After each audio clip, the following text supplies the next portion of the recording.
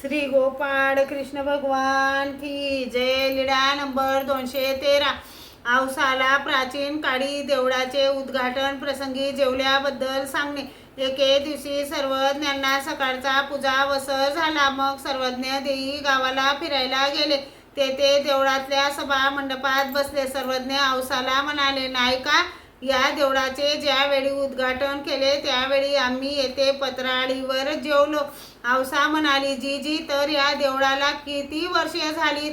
सर्वज्ञ म्हणाले, 300 वर्षे झालीत. पण सर्वज्ञांचे म्हणणे तिला काही पटले नाही, म्हणून पुजाऱ्याला विचारायला गेली. तेव्हा तो देवतेच्या मूर्तीला स्थान घालायला गेला होता.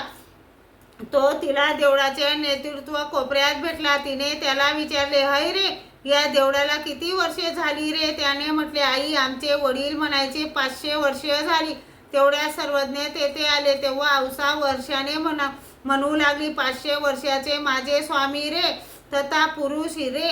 सर्वज्ञ कोपऱ्याजवळ उभे राहिले व म्हणाले, ऐसे न म्हणीजी की नायका, लोकू डाकुली वाये, तरी तुम्हा अविधी होये.